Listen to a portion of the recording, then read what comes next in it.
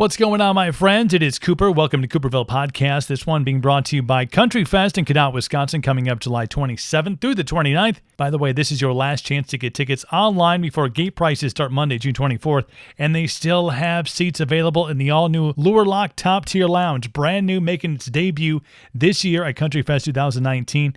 Luxury seated deck, elevated 8 feet off the ground, includes a private lounge space, all you can eat and drink beverages and food, and I believe you get your own waitress as well. Or waiter, they're not biased. Still got some VIP seats available as well, up close and personal with all the artists. Get your meals, you get your beverages, air-conditioned bathrooms, VIP parking, still a few seats available. And pit passes, by the way, start at just $5. That's super close and super personal with your favorite artists at Country Fest 2019.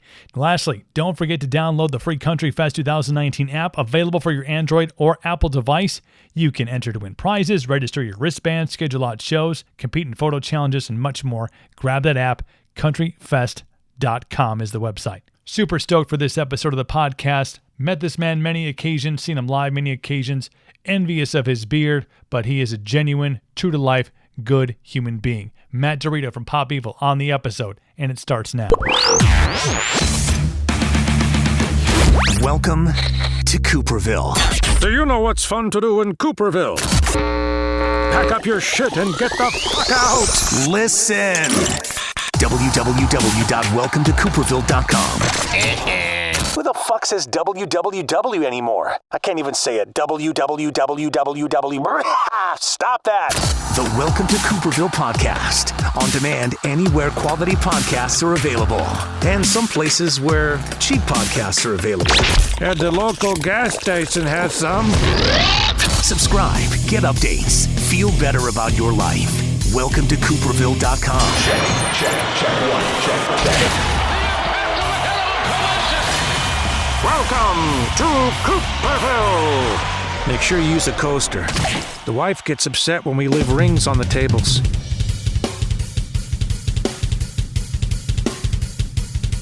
They say when you have, when your hobby becomes your job, that you got to find other hobbies.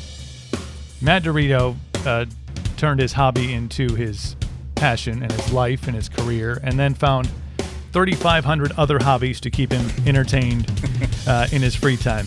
Matt, my friend, welcome to the podcast. Thank you so much for taking time out, man. Thanks, brother. Appreciate being here.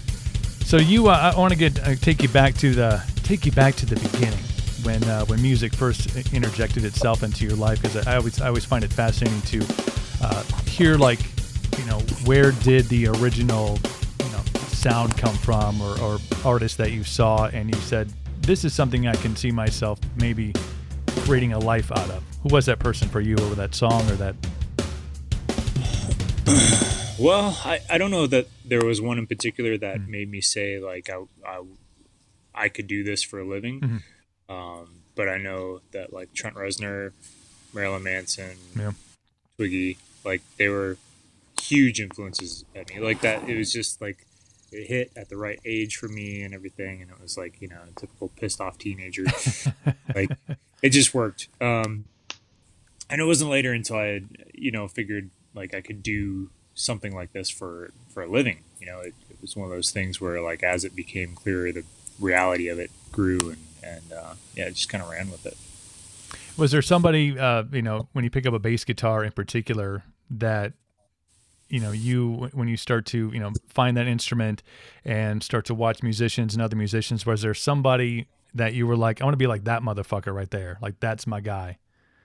I just watched everybody. Yeah. I would try to pick up anything that I could from everyone, local guys at my school and stuff. Mm-hmm. I'd watch their fingers when they play, and then I'd go home and I would try to recreate that same thing, or I'd watch music videos and see what their fingers were doing and how they were playing and how it sounded, and try to do the same thing. And that was just kind of how I learned, imitating people. But I don't think there was one in particular where I was I want to be like that dude, or be that guy in particular. It was everyone that I looked up to as a bass player, they typically had one facet of what I was interested in. It was oh man, this guy looks really cool on stage, but he's not a very good player. or this guy is a great player, but he can't write a song to save his life, or Right. It was like just try to kind of pick and choose little things from people and absorb little nuggets here and there.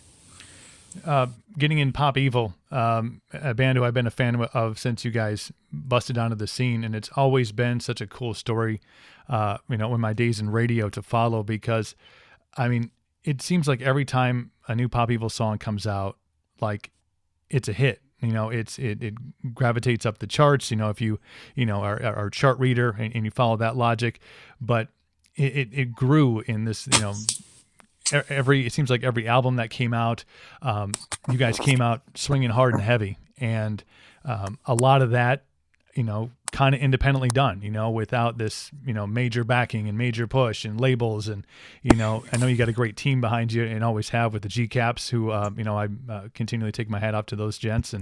But where does the band find that drive, to keep on coming out, keep on hitting it heavy, and really with every song and every tour and every, live performance, just crush it? First of all, thank you for the kind words. And you're right. We do have a great team around us, and not only that, but like our team consists of a lot of very different people, not just people in the band, but our management and everyone else. Like, we all have very different points of view, and I think part of our success up to this point has been like getting the other side of the coin, and having difficult conversations where it's like, we may not all feel the same way about moving in a certain direction or a certain song or, whatever it is. But we're far enough in our career where we can like sit down and talk to each other like adults, which is nice. I a lot of times you don't really get that, in this industry. You get a lot of egos and stuff like that. And I'm thankful that we're still able to like talk to each other like human beings. So I think that's a big part of it. The other thing I'd have to say is like our timing. Yeah. Like we it's funny because sometimes and I'm sure people are going to hate me for saying this, but it feels like we're like the biggest little band sometimes. Yeah. I don't mean that necessarily in a bad way or anything like that. It's just like 5 years before us, like, a lot of people were getting a ton more radio play and stuff. And then it was like, we kind of hit the scene and we were like the last one to kind of catch that before everything turned over, not everything, but the majority of things turned into, streaming, and there were different options. Right. So, it always felt like we were kind of stuck, like we didn't catch that big tidal wave of like terrestrial radio, and but we were some of the pioneers as far as like satellite radio and stuff like that. Some of the first artists to get played on that kind of stuff. So we've always felt like we've never been mega huge, but never been mega small. Right. And it's kind of, it gives us that drive to go out there and like maintain that or push that, and it's actually cool too, because the reason I say it's not in a bad way is like we can go out and like we're about to, we'll go do direct support for Disturbed, and then we'll go out with Skillet and Seven Dust for the rest of the summer, and we can still do like smaller gigs too. Right. We can do arenas, sheds, amphitheaters, and then also do small clubs. And it's fun to be able to move the show from that big stage to a small stage to figuring it out and how you're going to perform in different things. Dude, we went out last weekend and I had one of the best times that I've had in a long time. It was just this crazy sold out show, little bar across the lake. It was like a bar with a venue attached to it, and you play some of those rooms and it's just like the energy coming off is insane, man. And I wouldn't want to give that up for anything.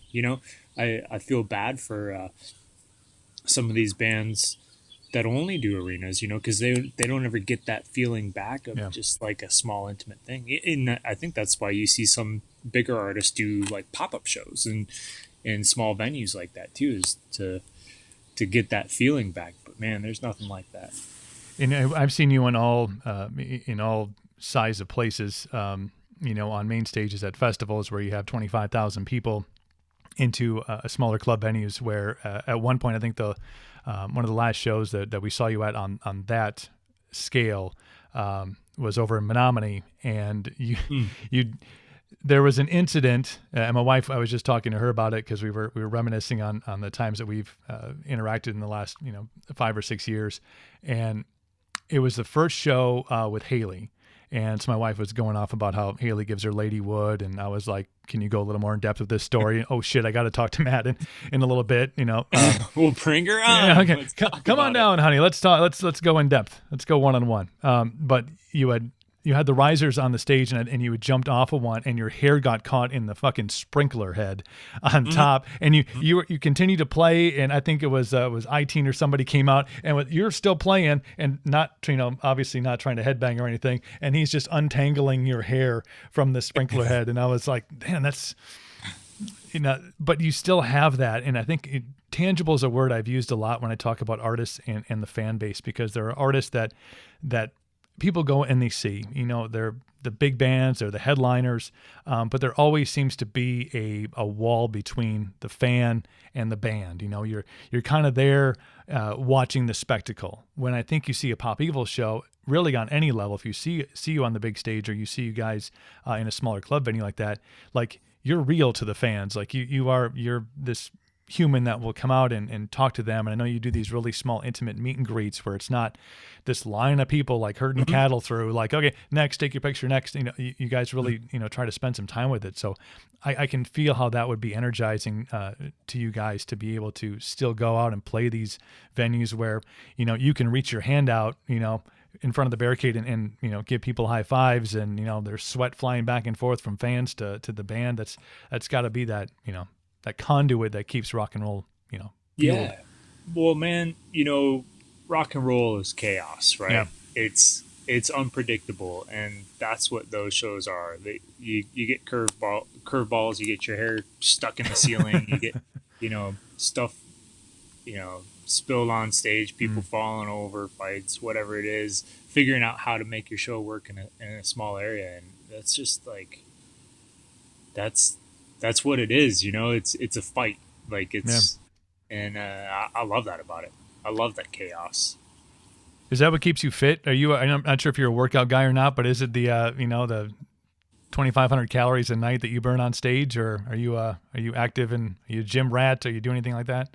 Man, I used to when Chachi was still in the band. He was obviously like a big CrossFitter and stuff like that. And around the time that I got sober, he got me into CrossFit, and him and I would partner up, buddy up and go work out together. And then he just kind of like way surpassed me to where I think I was probably slowing him down a little bit going to the gym with him. So it just kind of tapered off. Yeah. Now I'm on a healthy diet of, cigars and coffee and pretty much it. No sleep, and that's how we do it. I've been looking for that diet, my whole life, and I think I got the coffee part of it, and the cigars are upstairs. So, but it's good. I want to, when you talk about being sober, I know that was, rock and roll is so. I think you mentioned chaos. It's a chaotic world. A lot of it has an imagery around it. I think when obviously. You being, an intricate part of the fabric of the format and of that genre, and me kind of having some insight from 20 years in radio, it's not all that, it's not all the dirt, it's not all it's not all Motley Crue all the time, but there's excess, there's access. And when those two things, interject, with one another, it can not only ruin people's lives, but careers and other people's lives. I mean, we've seen documentaries and stories about all that. But your journey into sobriety, tell me about, was there a moment that kind of you said, all right, this is when I take the turn. You're at the fork in the road, and you say, okay, well, there's this path, which obviously when I look behind me, there may be a little bit of a trail of destruction, or there's this path where I can, move forward with my life, with my career in a different way. Yeah. There was a moment, there was a definite moment, and I'm not going to say it was rock bottom, cause I definitely been worse off. But just to give a little backstory, it's like everything you said about like the rock and roll culture is true. I mean, if you want it, it's there. If you're looking for it, you'll find it. Much like if I'm not looking for it now, I don't ever see it. Stuff just doesn't come my way. Right. It's, you attract whatever you're looking for, I guess. But, I had never really partied growing up or anything like that. I didn't drink in high school. I think I had my first beer when I was 21 or something. And, just regular stuff like that. I worked in a shop and was trying to make this band thing work for so long. Well, when I started touring, I didn't know how long it was going to last. It was like we got to this point where I was gone so much and working so little that, my job was just like, you gotta pick one or the other. And so I went with music, and I thought, well, let's see how long this lasts. You know what I mean? And kind of had the mentality of like, live it up while you can. So thinking like I might come back home in 3 months or 6 months and have to go back to a regular job, I was like, all right, I'm going to make the most of this. And I felt like it was expected of you too. People come to a show and they want a release. And, in the early days, you mentioned earlier that we still, talk to fans and stuff like that too. It's, not every show can I come out after the show and talk with people. And, but we still do try to make a habit of that. But, in the early days, it was like you get off the stage and go straight to the bar. Right. And then people want to buy you drinks and do this and do that. And, it's very easy to overindulge because they want to live through you in a sense of like, wow, I want to party with that guy because like, his whole life is a party. And whereas they may go out, once a week or once a month to go let loose, you're having to do it night after night after night. So it's very easy to run away with that, especially, when like money's tight, and that seems to be the only free thing that comes your way is people want to buy you drinks and party with you. So, I went down that road for years and I saw the toll that it took on my family and people around me and myself and my relationships with everybody. And, I attempted to quit a few times with like no real intention of stopping for good. Like I would stop for 2 months at a time, and then I'd go back and say, well, I'm only going to drink beer, or I'm only going to drink clear, like vodka and, no whiskeys. I tried that a few times. None of it worked because as soon as I had, 4 or 5 drinks in me, all the rules went out the window anyway. So it was Devil's Night, 2013. I had gotten in a scuffle that night with one of my bandmates and our tour manager at the time, and I had broken my tour manager's glasses. So I wake up the next day. I wake up on Devil's Night and realize what I'd done. Of course, I feel terrible and all that, and I go up to our tour manager at the time and I'm like, hey, here's some money for your glasses. I'm sorry I broke those. And, dude, I'm really sorry about last night. And he's like, yeah, okay. And I was like, no, dude, you don't get it. Like, I really feel terrible. And he's like, yeah, I know. Yeah, it's fine.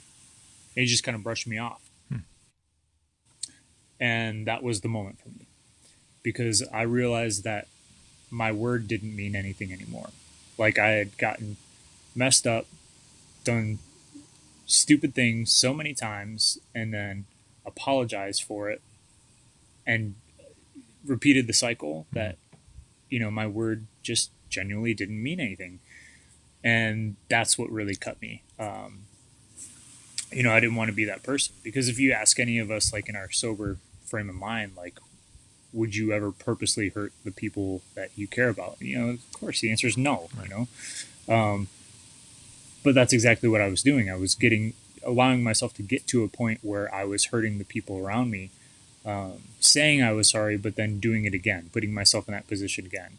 And, it's, when you drink, you're still responsible for all of your actions and stuff. Right. So I just decided then, that I was going to prove myself again and say, like, listen, if I'm really sorry about what I did, then I'm going to do everything in my power not to let it happen again. And that was sort of my frame of mind, and didn't tell anyone I was getting sober or anything like that. I just figured, I'm going to prove it through my actions. Mm-hmm. That's the only way to do it, like to get my word back, and was just to prove to him that I would never do that to him again. What's the clarity been like since that moment? We're from being from Wisconsin. I think I had my first beer when I was probably 9. It was, sitting on Grandpa's lap. Right. Yeah, he was like, "Here's a Walters. You'll be fine." We're a big Irish Catholic family, so that we were wrecked from the get go. But it became so much. It was so much a part of our culture, and I watched. I think, not realizing it until much later in life, of the things I was experiencing. In how my family operated and the outside world in this culture, that it seemed so normal. Like, well, yeah, after you mow the lawn, you have a beer, and then after maybe you have 6, and it's a beautiful day outside. All these things became associated with drinking growing up. So I think when you find that clear moment when you're like, oh shit, like.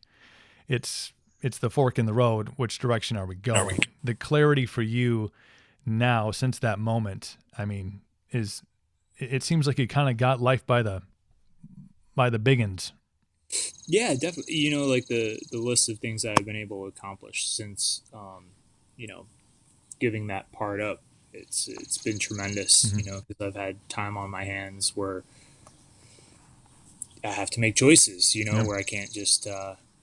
Go out and hide. And, there's nothing wrong with people that do drink and make that a part of their lifestyle. It's, I'm not here to bash anyone else, but, for me, it was never something that I really indulged in. It wasn't a part of the way of my life before touring. Right.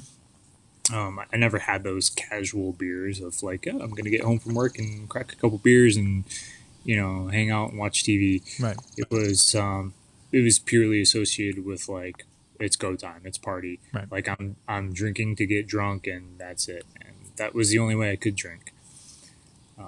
But yeah, I've had the clarity, I guess, to pick up and start a few businesses outside of the band, and really get back in tune with the things that I love and things that I, make me happy and I enjoy doing and are therapy for me when I get off the road. I love working with my hands and building things, and that's just a huge part of my creative outlet that I don't necessarily get when I'm on stage and touring and stuff like that. I like to go lock myself in a workshop and just build stuff. Yeah. It doesn't seem like in meeting many people over a long time in rock radio, there doesn't seem like there's very many card carrying members of the NRA in rock and roll. Yeah, I'm not, there's a few that I maybe can think of, but where did your draw to guns, when did that interject itself into your life? Because it really seems like something that you that has become maybe more than a hobby. It's kind of a part of who Matt is. When was the moment in life when that kind of became a part of you? I think I've always had that since I was a little kid, whether it's with Nerf guns or whatever. Yep. Yeah, I've always been drawn to that kind of stuff and shooting BB guns when I was young. But I didn't really get into actual guns because I didn't know that much about them until later in life. I had, guns pulled on me at an early age and had been shot at when I was younger. And, so I always had like a healthy fear of guns. And it got to a point where, I don't know, I looked at myself one day and was like, you know what? I'm an adult. Like, I can go, just because I haven't grown up around them that much doesn't mean I can't go out and learn something and own one, and so I just started researching and learning everything that I could. And I was like, my intention was to buy one. I was like, well, I'll find, the right one, and then that's it, and that's all I'll ever need. And then, I go out to the range and shoot with someone else and pick up something different and be like, oh, wow, what is this? And, oh, cool, man. Yeah, I like that. I like this part about that. And, slowly grew from there. So, I'd say at first it's fair to say that I had just become a collector, learning about different guns and, purchasing them, going out to the range and plinking and stuff like that. And then I got to dive a little bit deeper, like I've met some amazing people out on the road and people who can really teach you what it's like to empower yourself, something like that. And it's a big part of what I believe in, the culture that surrounds it. So it's a lifestyle, it's like I don't ever have one not on me. And it's not because I'm scared. It's not because I'm paranoid. It's because it's one of our rights that is sort of getting muffled and pushed off to the side. And I think that it's my duty as a patriotic American to exercise that right. And as soon as we stop exercising those things, it gets easier to take them away. And it's important, that's how our country was founded, was people standing up to the people in charge.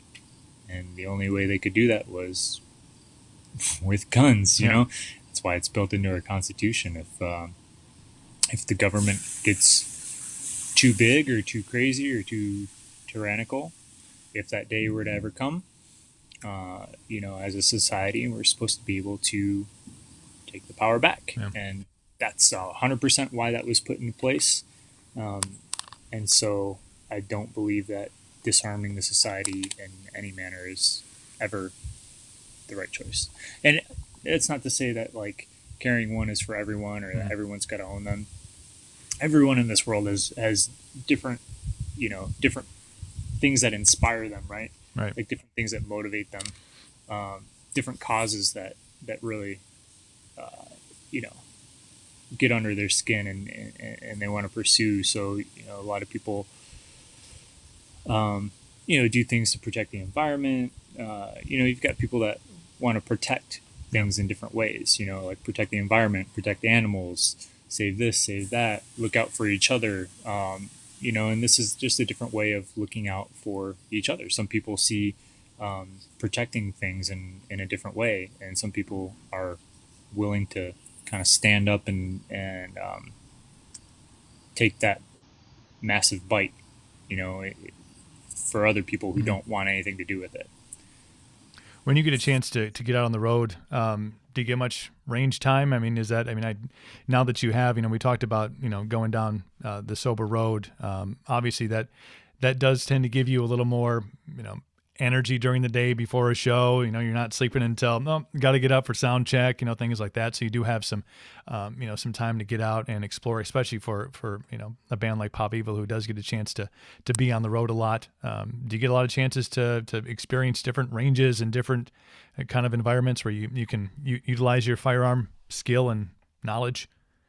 Yeah, I have been able to. A lot of it depends on the tour. Sometimes, particular bands that we tour with are interested in that kind of stuff too. And, we might get to do some cool tours of different facilities or go to different ranges. Like when we were on tour with Three Doors Down the last time, like we all went and did our CSAT class together, just combat shooting and tactics. And, well, that's Mississippi rock and roll right there. Yeah, Those boys. Yeah, indeed.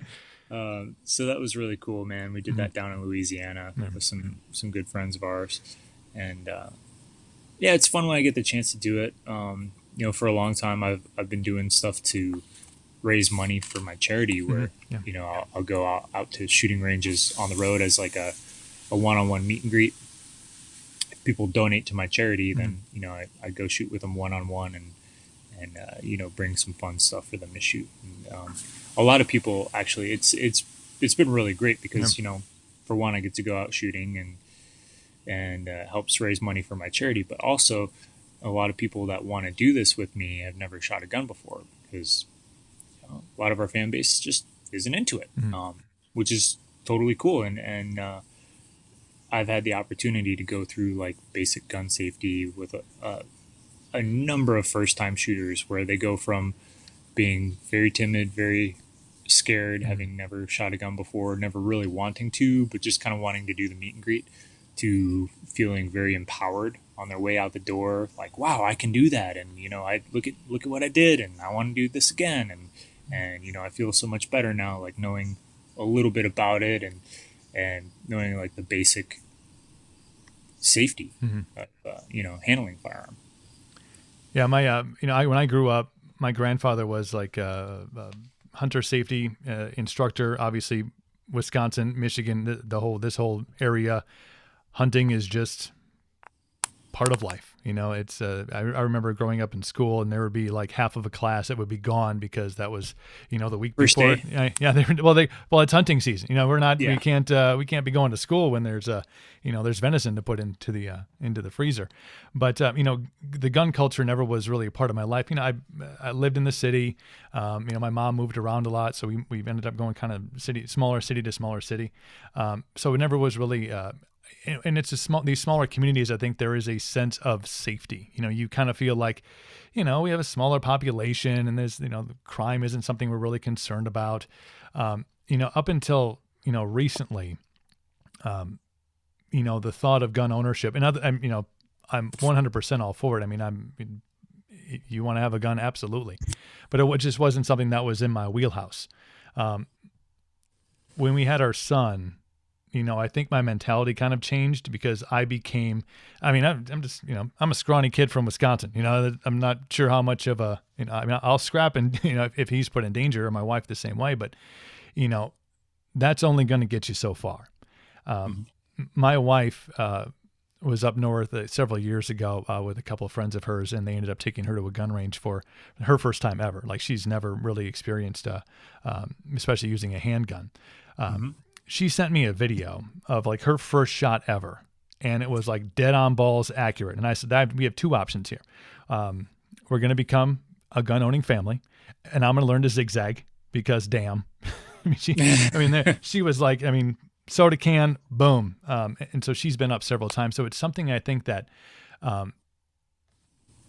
there's an evolution, I think, that happens with some people where you're not against it, but all of a sudden you start to understand the necessity for it and kind of, you know, and the culture that's behind it. And then obviously going through the proper steps to learn how to use them safely. And I think they're, you know, something our family that's going to be a part of who we are.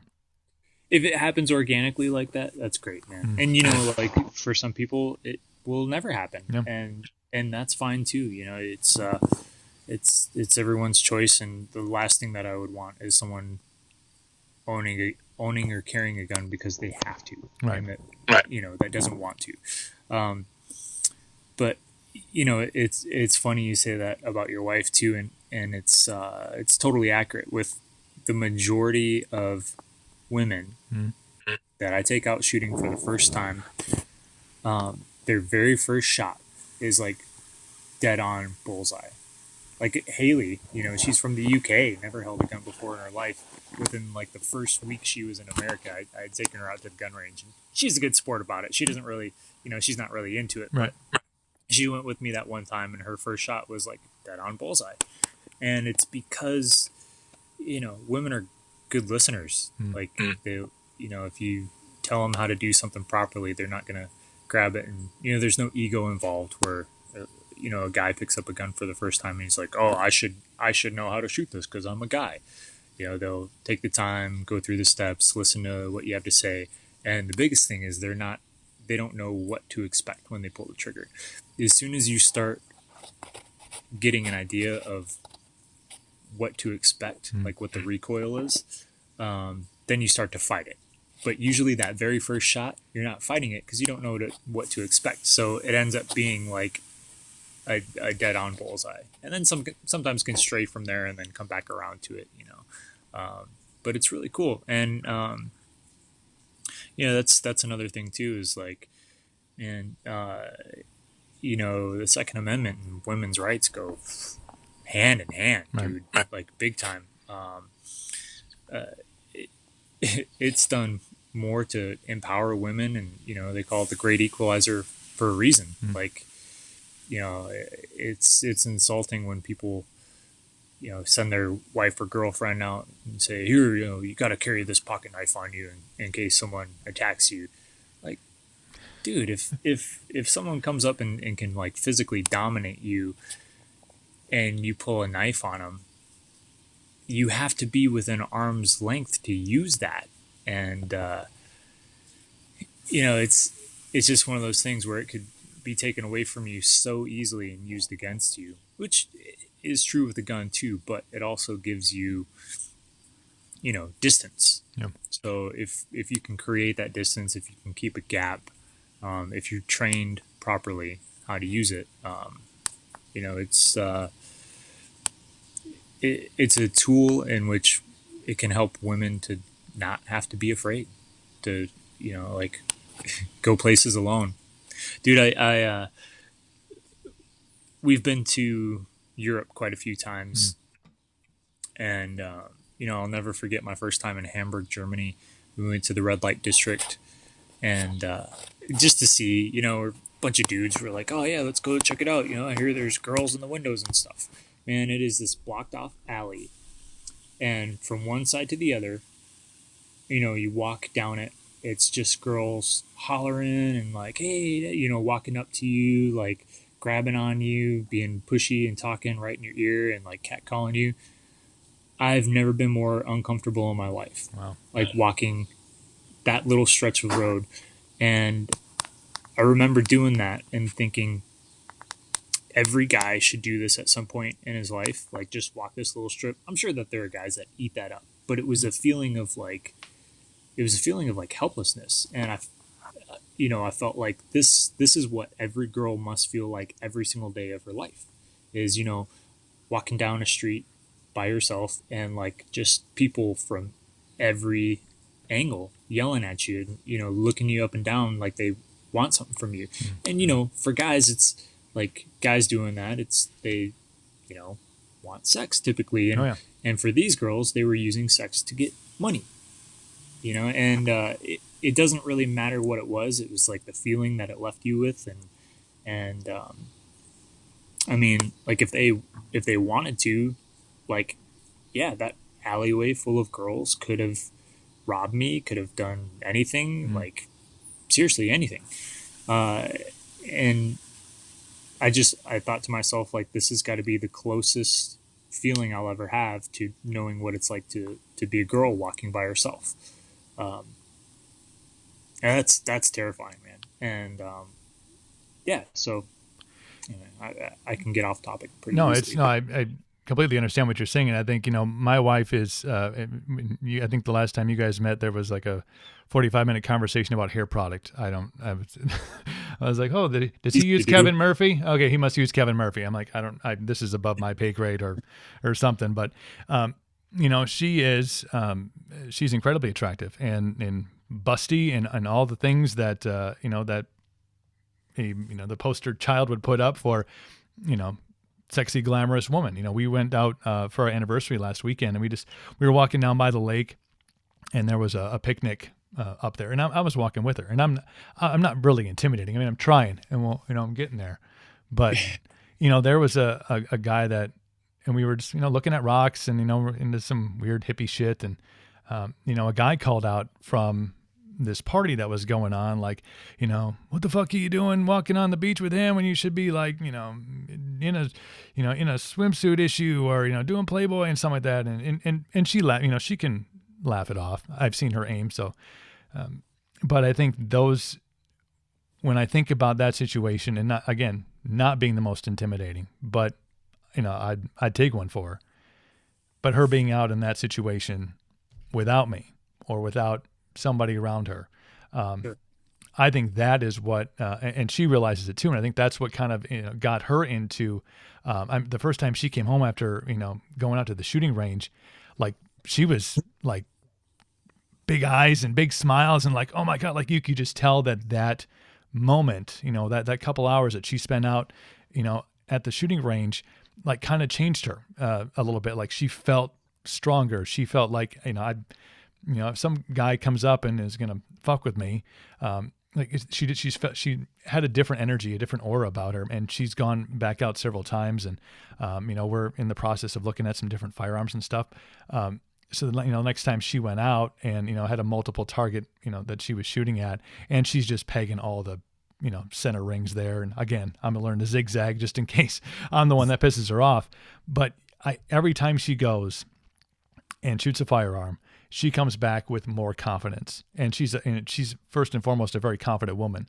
But when she just, feels like now she can be confident and safe at the same time, I mean, that says something for what kind of empowerment a firearm can give not only women, but I think anybody who does feel that, in the world. Right. Yeah. And I think a lot of people have a misconception that everyone that, carries a gun walks around thinking like, oh, I'm a badass and, Right. don't mess with me. And that's really not the case. I mean, more people do it on a day-to-day basis that you would never know. That's why it's called concealed carry. Like most people have no idea how many people around them have guns at any given time. And an armed society keeps people honest. Yeah. It really does. I mean, if you compare crime rates in places that have, very strict gun laws versus, not as strict, it's, anyway, I don't want to get too far down that rabbit hole, but I'm glad that that your wife has had that experience, and it's, I'd encourage her to get more training, like go somewhere for a course, take a pistol course, take a rifle course, take as many courses as you can, because there's something that you can pull from every trainer, and learning those tactics and those skills helps you figure out how to practice instead of just like, oh, I hit a bullseye, I hit another bullseye. Once you get the fundamentals down like that, and you know how to safely operate, and and you've got a good understanding of how to hit the target, and you can execute that, it's time to get some tactics and develop your skills a little bit more.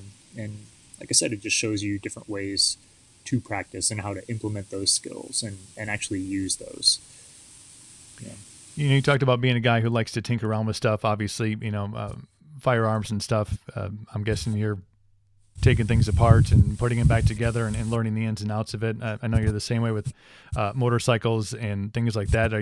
Is that your relaxation time, is when you get a chance to get out, into your shed, as you mentioned, and kind of take stuff apart, put it back together? And, is that your moment of Zen, your Zen time off the road? Absolutely. Yeah. If I can go be by myself and work with my hands, I'm in a good mood. It's just, there's such a lack of privacy when you're on the road and on tour. And we've done it for so long with such little break that anytime I have time off, the one thing I want to do is be by myself for the most part. And it's not even want, it's need. Like I need to go be by myself, and that's the only way that I can kind of recharge. But yeah, 100%. Yeah. Do you get out on the road much on those bikes, or you just tinker with them? Oh, I do. Yeah. Put miles on. When when I'm at home, if the roads are clear, I'm out. It doesn't matter what the temperature is. I go riding in the dead of winter if the roads are clear. So it's just, one of those things you have to do.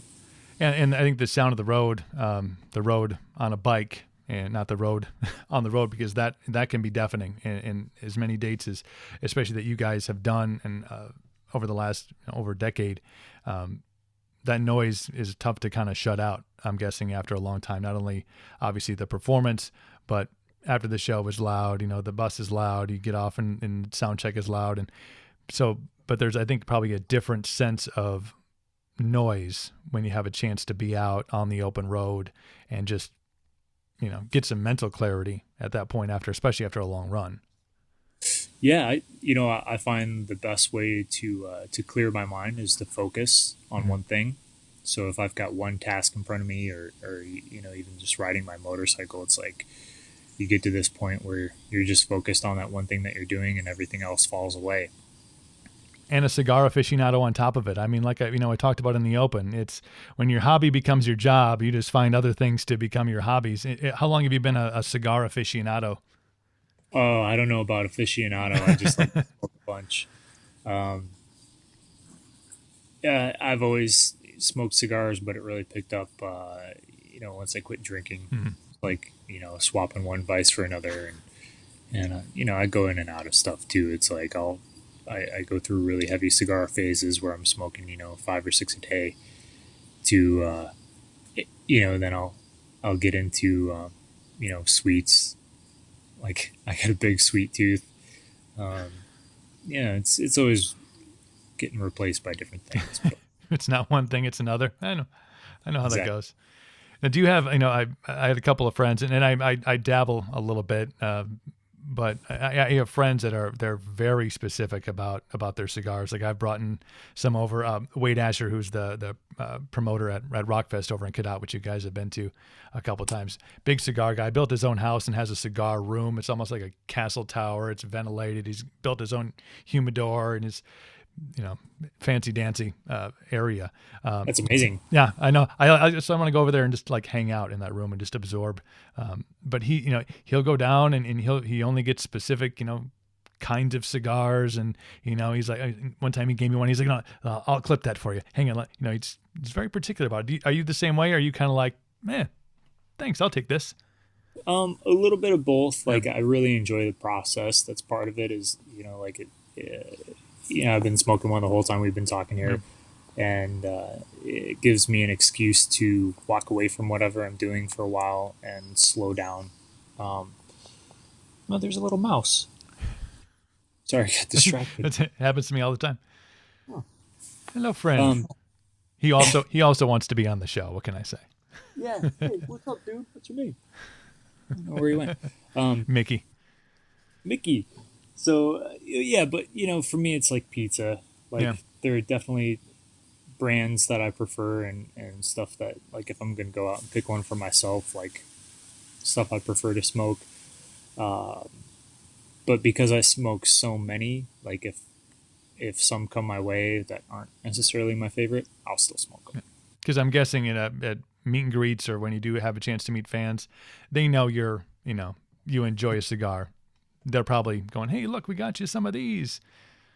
I used to get that a lot. Yeah. I still get a handful of people that bring them to me. I think when I started my charity, I made some kind of like announcement, and this is years ago, where I said, you guys don't have to bring me cigars. I can buy my own. It's all good. If you want to do something, just make a donation to the charity instead. That's like something that could actually use the money being spent. And so then I noticed a significant decrease in the amount of cigars that I was getting, with no noticeable increase in donations. Like, wait a minute, what I meant to say was... Yeah, but there's still people that bring them out to me, and I'm always thankful. It's a really nice treat. Tell me about, and we've talked about the charity kind of on and off in little blips here, but tell me about Star Treatments, kind of how it got started, and where it's at today. I know you've been doing some amazing things and continue to do amazing things with this. So how it started and kind of where it's at right now? Super grassroots, man. Yeah. So it started, I guess, coming up on 5 years ago. And what we do is we transport kids like to and from hospitals. So if they're sick, a lot of kids that we deal with are cancer patients, but any kind of illness that requires them to go back and forth to the hospital a lot, we'll help out, and we send like a VIP type transportation to their house to pick them up and take them to the hospital and back. So whether it's a limo or a tour bus or a Sprinter van, we do that, and then we get it decked out with like, whatever the kid's into. So snacks and drinks and stuff like that. And, if they've got a particular artist that they really like, there's this one little girl we were working with and she loved John 5. So John 5 made a video for her, like playing her a song. And, she made him a video back, and then he sent her a bunch of goodies and stuff like that. So the whole idea is to give them like the star treatment on the way to getting their treatments done, if it's chemo treatment or whatever.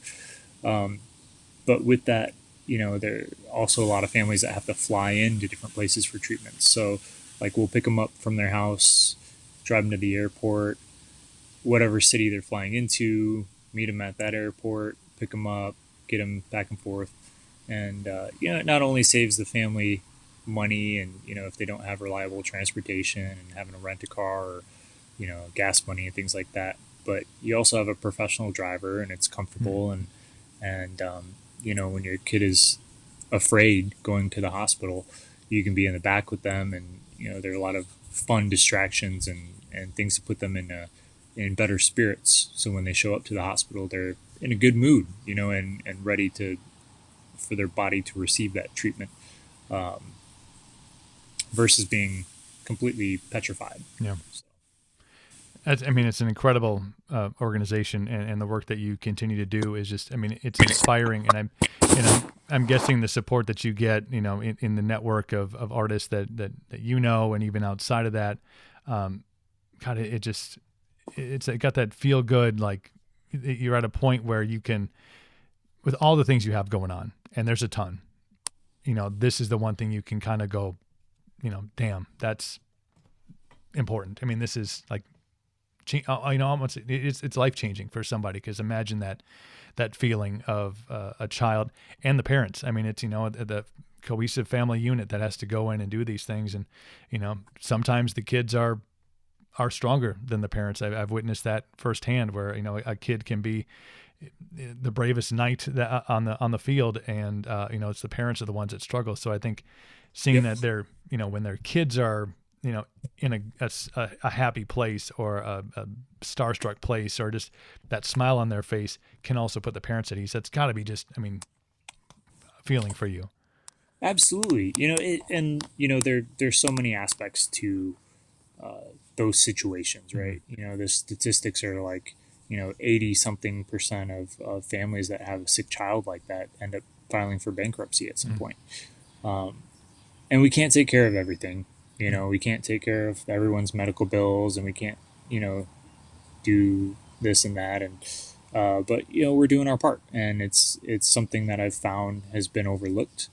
It's something that's close to me because of the way that we travel. And I've, looked at it initially as like, well, if we get to travel in these fancy tour buses and stuff, like, why not these kids that actually, really deserve it? But, it's one small piece of the puzzle, but I think a pretty important piece of the puzzle that no one has really addressed before. And it's been really cool. It's been really challenging and really rewarding. I don't take a dime from it. No one on our board of directors or our volunteers, no one gets paid to do it. It's all strictly volunteer. So, it leaves 100% of the proceeds to go actually towards, what it's meant for. And actually, this has probably been the most challenging year because, word of mouth has spread, and we've gotten to the point where we actually have a waiting list now. We, before we had never had to turn away a family. And we're still, helping families month to month. But we sort of outgrew our funding, and we did a lot of fundraising stuff. Our first couple of years with minimal families on the road. Not because we wouldn't take them, it's just people were slowly finding out about it. And to put it in perspective, like the first quarter of this year, I think we did like $68,000 worth of rides, and really just used up a ton of that funding that we had accumulated over the years. And we're trying to figure out better ways to really do some interesting fundraising and stuff like that too. If listeners of this podcast or sponsors want to get involved, what is the best way for them to reach out to the organization? Startreatments.org. It's you can go to the website. Everything's there. There's a page to donate. There's a contact page. You can send an email directly to me. If it's something related to the charity, I'll get back to you, of course. And we encourage people to get involved in any way that they can, any way that they want to. Yeah, I was inspired when I first heard about it. I think it was probably the early phases, because I think 2015 you guys were up and did a show up here. So we kind of started talking about it at that point. And my son, I think, would have been 4 at the time, and now he's 9. And so a 9-year-old, they're starting to get into that phase, I think they call it, especially the boy phase, where sometimes he's an asshole, and I'm like, oh.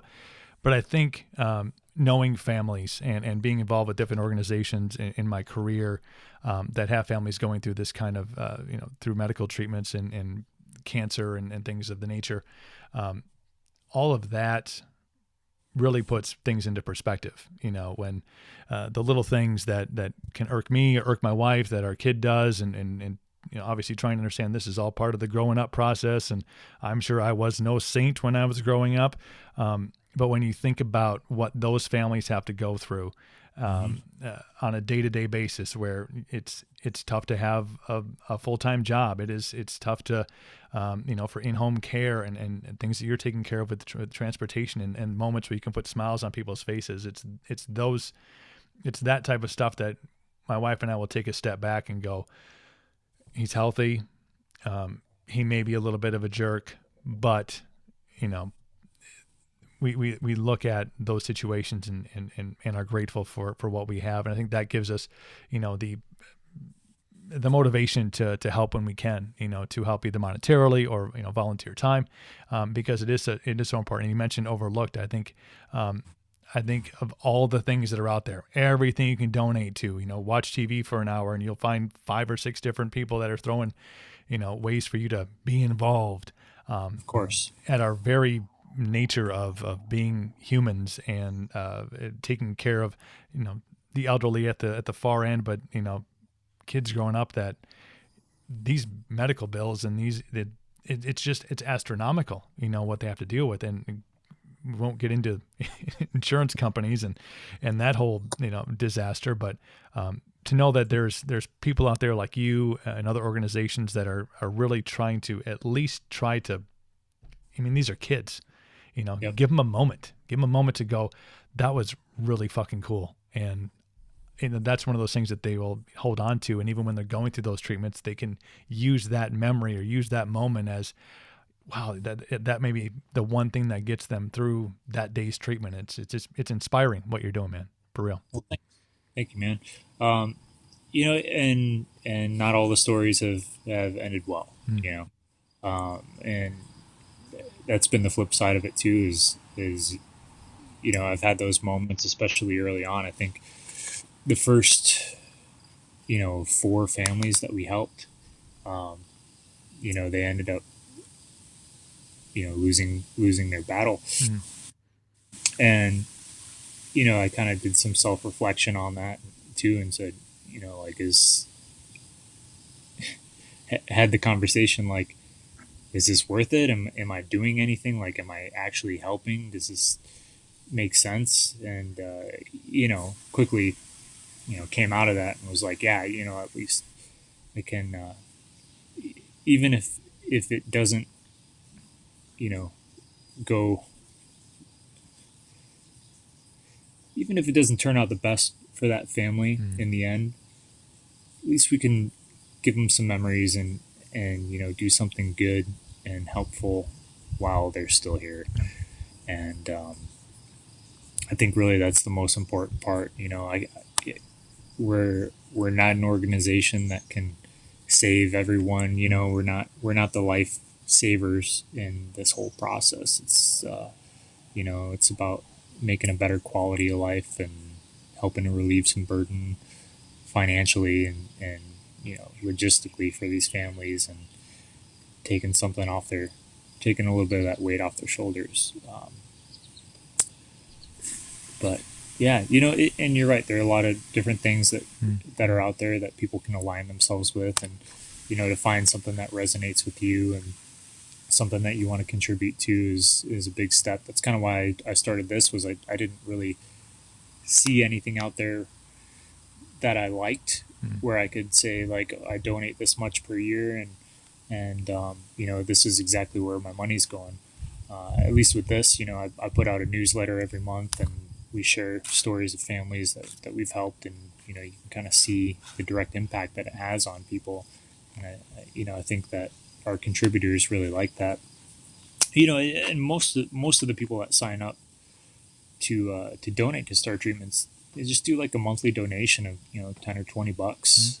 It's pulled out just like Netflix every month or something, and you hardly notice it, but it adds up, and it gives us a good baseline to work off of, to where we can really make an impact in some families' lives. No, it's awesome, dude. It's amongst all the things that you got your hands in on, obviously with the band and you're with guns and with Cabot and the things that you're doing with motorcycles and cigars, and shout out to Matty Mullins Beard Oil. I know you're rocking. Yeah. You're rocking. Oh, my boy. Matty from Memphis Mayfire, working the goods. I've been trying. I'm working on this, but when I see Matt's beard, then I look at my buddy Matty Mullins, Ginger Army, leading the way over there, yes, doing good indeed. stuff. But you got your hands in so many things, and obviously you have mental clarity to do all these things and to really be present in all things that are going on, and find sanctuary on the road and sanctuary at home and sanctuary on bikes. But this is just to know that you're doing good, to know that you're the efforts that you're putting forth with the organization is creating impact and putting smiles on people's faces. You do that on stage. I mean, that's, you get to witness that firsthand, but to know that in this, dire straight situation that, you're giving a family and a child a moment, it's just, it's cool. It's almost a full circle thing where you kind of have it all, it's all going, man. It's spinning. Well, thanks, man. I'm really trying, and it came from a place of like always wanting to give back, but not really knowing how. So just kind of creating my own way to do that, where, the more that I did this band thing, the more that I toured, the more that I'm up on that stage, just feels like a self-fulfilling prophecy. It's like, what's the point in building up my image and my ego and, gaining all this attention if I don't do something good with it? It's just wasted on me. There's no point in just glorifying myself for the sake of, trying to make people think I'm cool. Yeah. I'm past that. I love performing and stuff like that. And I leave it on the stage. It's just, it's one of those things where, in day-to-day life, like, I don't enjoy being in the spotlight. I'd rather use that and shine that spotlight on someone else who deserves the attention and needs the attention. And I think you did a great job of that in the Hook and Barrel article that talked about a lot of the stuff that we touched on today, but really brought light to the give back, to the efforts of Star Treatments and what it means to you. It's cool to see that, even when you do, something like a magazine spread or an interview or a podcast or, whatever it is, that message never gets lost with you. Like it's always something that,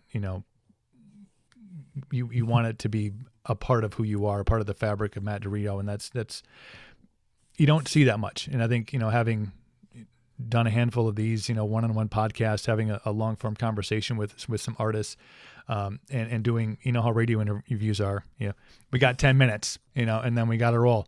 A lot of it is self-focus, and, it's about the band, and it's about, the album, and it's about the song, and it's, what am I doing? How can you support me? Yeah. It's available on iTunes, download it now. There's, which again, that's a part of the machine that makes it run. But when you have a human such as yourself that makes an effort to go out and make sure that part of the fabric is exposed on any level, on any platform. I mean, the world needs more of you, Matt. They need more. So if you can clone yourself, that'd be great. Thanks. And there are plenty of people doing good things out there. Like, I mentioned earlier, the guys in Three Doors Down, they have the Better Life, foundation, where they do a concert every year, and the proceeds from that they give out to different charities and stuff that they see fit. I remember when I was first getting started, I got a call from Chris Henderson. And he's like, "Hey man, I just heard you're, starting this charity. Like, where can I make a donation?" So like the Better Life Foundation cut us a check to help get us rolling. Cool. And it's great. And, people like John 5 just taking the time out of his day to make a little video for a girl and send her a goodie basket and stuff like that. It's awesome. Yeah. It's just, there's no point in building yourself up if you can't grab others by the hand and pull them up with you. Yeah. Yeah. We're all on this rock flying through space together, man. We're one asteroid away. We're going to go down swinging. Mm-hmm. Let's quickly, we can wrap up here. As far as 2019 goes, you mentioned some tours that you guys get going on with going out with Disturbed, and then going out with Skillet, and my Devour the Day friends. Those guys are a blast to hang out with. Blake and some of my oldest Joey. Friends in the business right there. Good dudes, man. They make me laugh every time I see them. And they did a really cool thing they did with their the Story of Your Life segment that they were doing on their social medias, which was really cool. I mean, intertwining the fabric of how music can inspire and change lives, and I think you're a screaming example of that as well. But other than that, 2019, what's on the rest of the schedule for you and for the band? About it, some heavy touring. Yep. Like I said, we've got the last 3 months of summer-ish, July, August, September, pretty well booked up. I think going into October too a little bit, and maybe some new music, later on this year. So we'll see how it goes.